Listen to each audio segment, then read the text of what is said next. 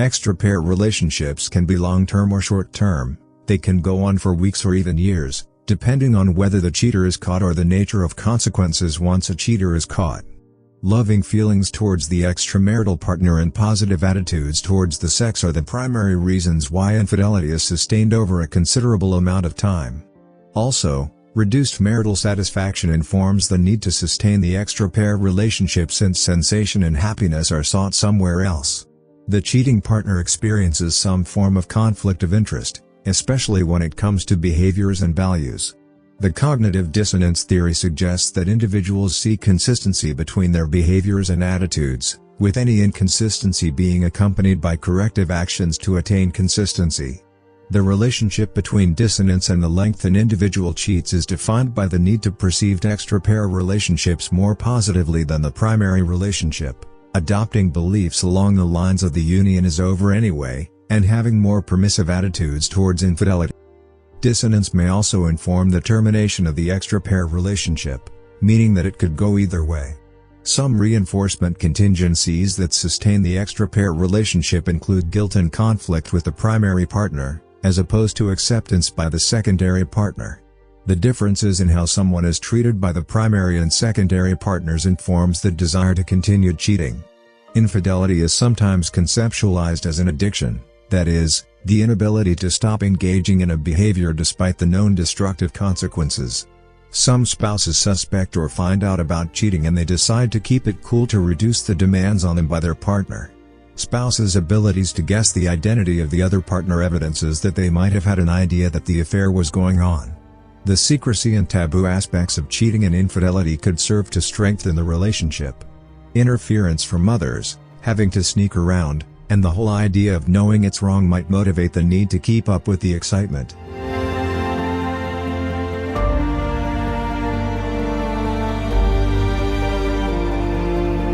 Some studies report that those who have been divorced are more likely to engage in infidelity, especially because of increased sexual activity during the separation period.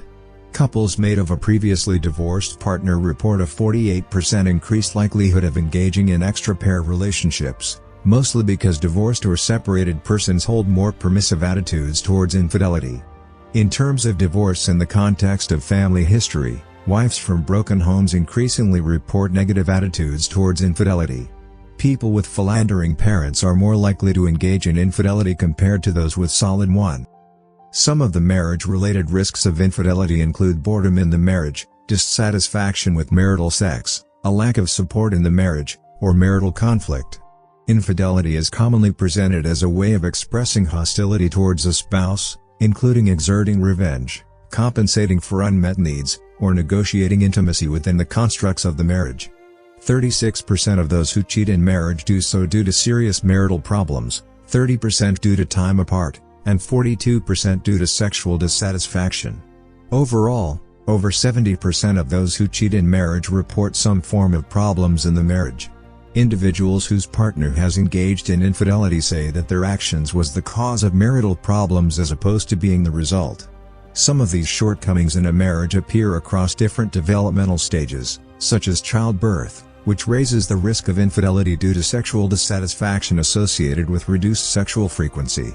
Increased marital distress and instability is accompanied by higher rates of infidelity. Lower marital quality is more prevalent among those with a history of extra-pair relationships, indicating their lack of fulfillment with commitment. Marital quality is also negatively associated with the number of extramarital partners, as well as the degree of emotional and sexual involvement in the extramarital affair. Some studies have reported that the relationship between marital distress and extramarital affairs is stronger in women than in men. These studies conclude that infidelity on the part of women is more driven by marital dissatisfaction, whereas infidelity for men is motivated by individualistic aspects, including sexual excitement or permissive attitudes. The relationship between infidelity and marital distress isn't exactly black and white, since 56% of men and 34% of women with a history of infidelity report being either happy or very happy in their relationships, as well as the fact that 36% report having marital problems before infidelity came in. The relationship between satisfaction in one's marriage and subsequently engaging in infidelity is affected by component-specific elements, such as the amount of time spent together, sexual satisfaction, trust, and commitment. This phenomenon implies that some elements of marital satisfaction contribute to infidelity more than others. Sexual satisfaction, while might be a common reason for why people step out of their marriage, is not exactly achieved with infidelity, with those who cheat reporting that sex with the extramarital partner wasn't really that good. Sexual dissatisfaction is more of a contributor to extramarital sex for men than for women, evidenced by the contribution of sexual dissatisfaction in marriage with increased desire for infidelity.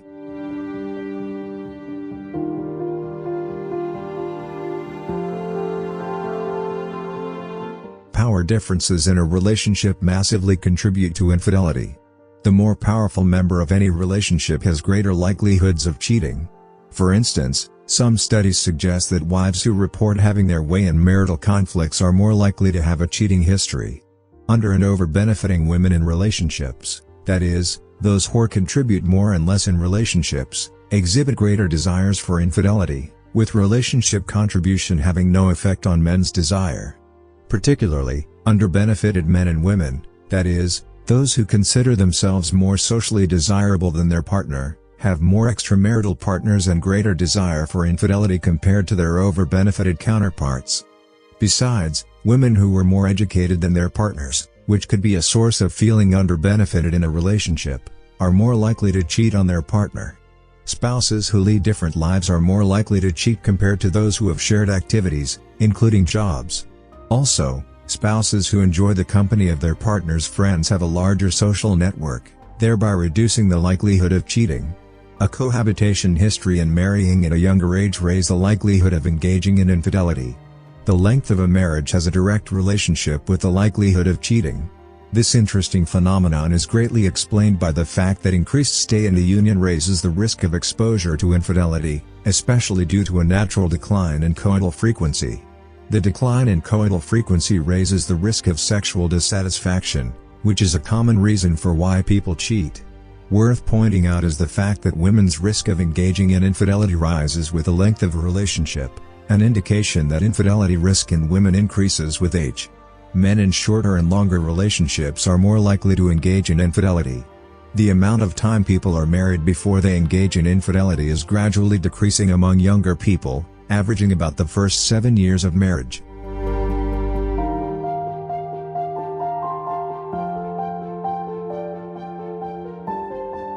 How frequent are cheaters caught? There are obvious risks associated with infidelity, including the termination of a relationship, loss or wastage of resources, and most importantly, exposure to diseases and infections. The risk of introducing sexually transmitted diseases into the primary relationship is based on the fact that the monogamy assumption removes the need for protected sex. Some people say they would tell their partner if they cheated, but well, that's just saying because a lot of cheaters also say that their spouse doesn't know about it. The decision to disclose infidelity could be quite difficult, especially considering the possible consequences. This despite the fact that 96% of those who disclose and 93% of their spouses believe it was the right decision. The suspicion of infidelity is mostly accompanied by the person being right and the infidelity existing. A lot of people learn of their partner's infidelity in ways other than disclosure. 52% of those who know about their spouse's infidelity knew it from them, while the rest know through other ways. Those who feel most guilty leave cues for their partner, while those who minimize infidelity have their partner less likely to know. High marital dissatisfaction, the probability of exposure being high, a couple's ability to work through conflicts, and the nature of affair mostly inform the decision to disclose infidelity. Noteworthy, in the case of the nature of infidelity, cheaters are less likely to disclose casual compared to serious affairs. Some infidelity is never caught or disclosed, with undisclosed affairs not having any impact on marital quality or the likelihood of separation. However, some reported outcomes of hidden infidelity include emotional distance in the primary couple because one partner is dangerously preoccupied. By the way, therapists recommend that infidelity should be disclosed, unless there are valid reasons not to, such as the likelihood of violence. Considering that women respond to infidelity by distancing themselves, while men respond through violence, women could be incentivized more to hide their affair. The impact of infidelity is negative regardless of how it was discovered, but direct disclosure from the cheater has a greater likelihood of facilitating recovery, especially in instances where it was immediate and complete, compared to admitting after constant denial or being caught. Most important of all, the cheating spouse should acknowledge the victim's pain and apologizing for the transgression to raise the